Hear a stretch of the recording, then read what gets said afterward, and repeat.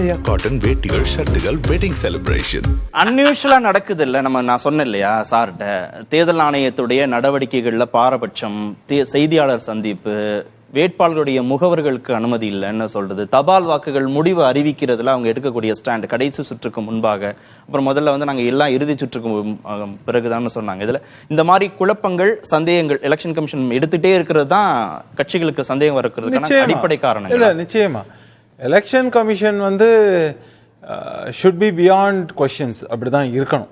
ஏன்னா அதைத்தான் நம்ம டிஎன் சேஷன் அப்படிங்கிற ஒருத்தர் ஒரு எலெக்ஷன் கமிஷனர் எப்படி நடக்கணுங்கிறத காமிச்சாரு. அதை பின்னாடி வந்த ஒரு சில இவங்களும் நல்லாவே அதை பண்ணாங்க அப்படின்னு பார்க்குறோம். ஆனால் பல ரீசன்ட் டைம்ஸ்லேயே நம்ம சொல்லணும்னாலும் சரி, அதுக்கு முன்னாடியும் சரி, நம்ம பல கேள்விகள் வந்தது அப்படிங்கிறத பார்க்குறோம். ஒரு எலெக்ஷன் கமிஷனரை திடீர்னு எப்படி அப்பாயிண்ட் பண்ணதுலேருந்து ஆரம்பிச்சு இது எல்லாமே நம்ம விவாதிச்சிருக்கோம். இப்போ அவங்கெல்லாம் இல்லைங்கிறது அடுத்த விஷயம். ஆனால் எலெக்ஷன் கமிஷன் வெல் டிஃபைன்டு ஒரு ஸ்டாண்டர்ட் ஆப்ரேட்டிங் ப்ரொசீஜர் அப்படின்னு நம்ம சொல்லிட்டோம்னா அதில் ஒரு இம்ப்ரோவைசேஷன் இருக்கலாமே தவிர அதில் ஒரு குழப்பத்தை ஏற்படுத்தக்கூடிய ஒரு விஷயம் எதுலையும் இருக்கக்கூடாது. யார் செய்யறா இல்லை, அதான் சொல்கிறேன். இதில் இந்த எலெக்ஷன் கமிஷனை நோக்கி இங்கே கேள்விகள் வைக்கப்படுது அப்படின்னாக்க ரெண்டு பார்ட்டாக பார்க்கணும். ஒன்று நியாயமான கேள்விகள்.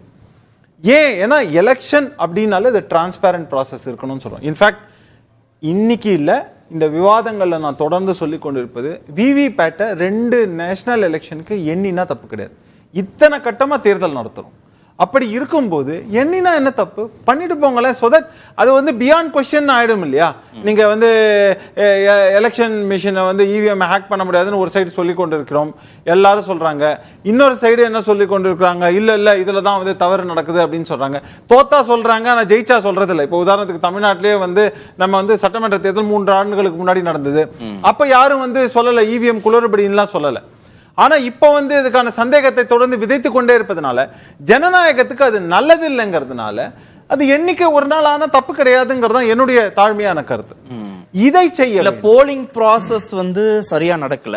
அதுல எலெக்ஷன் கமிஷன் பயாசரா இருந்தது, கண்டுக்காம இருந்தது, ஆளும் கட்சிக்கு ஆதரவா இருந்ததுன்னு ஒரு குற்றச்சாட்டு. இது எல்லா தேர்தலையும் எனக்கு தெரிஞ்ச 60 வருஷமா 70 வருஷமா நம்ம அதை தான் கேட்டுட்டு. எக்ஸிட் போல் மேனிபுலேட் பண்ணப்பட்டிருக்கு.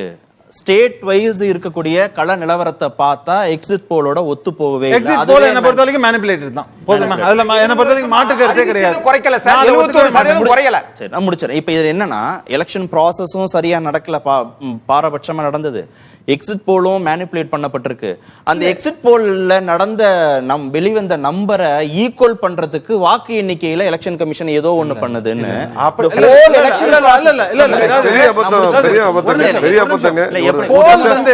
ஒரு நிமிஷம் சார், ஒட்டுமொத்த எலெக்ஷன் ப்ராசஸ் இருக்குல்ல, அதுல நீங்க போலிங்ல தொடங்கி எதுலயுமே டிரான்ஸ்பரன்சி இல்லனா எப்படி கேக்குறாங்க? இந்த எக்ஸிட் போலுக்கு கான்ஸ்டிடியூஷனல் வேலிடிட்டின்னு ஒன்னு கிடையவே கிடையாது. அப்புறம் ஏன் நடத்துறீங்க? ஒரு நிமிஷம், யார் நடத்துறா? ஒரு நிமிஷம் இருங்க. யாரும் நடத்தல. இது பத்திரிகையில நடத்தப்படுது. நீங்களும் ஒரு எக்ஸிட் போல நடத்திட்டு பாஜகவுக்கு 2 சீட் தான், 400 சீட் 40ல கான்டெஸ்ட் பண்ணா 400 சீட் ஏடிஎம் கேக்குன்னு கூட சொல்லுங்க. ஒண்ணும் பிரச்சனை இல்ல, அது பிரச்சனை இல்ல. இருங்க வரேன். நம்ம குழப்பிக்கிறோம் சொல்றேன். நான் சொல்றது சட்டப்படியான விஷயத்துக்கும் சட்டம் சாராத ஒரு விஷயத்தையும் நம்ம போட்டு குழப்பிக்கிறோம். இல்ல சார், நம்மளே இங்க இருக்கிறவங்க எல்லோருமே குறைந்தபட்சம் ஒரு 5-6 தேர்தல்கள்ல பார்த்துட்டே இருப்போம். நல்லா நினைவு இருக்கும், நம்ம விவாதிச்சிருப்போம்.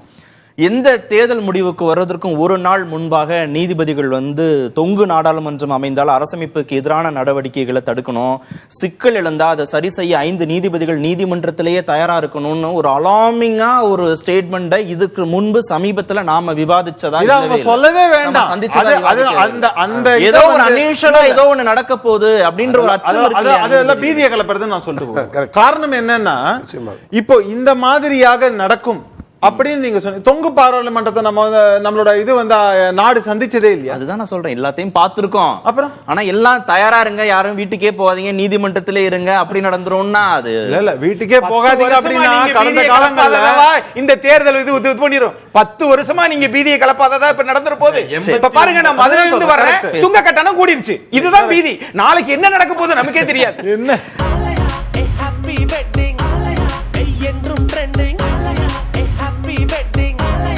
ஆலயா காட்டன் வேட்டிகள் ஷர்ட்டுகள் வெட்டிங் செலிப்ரேஷன்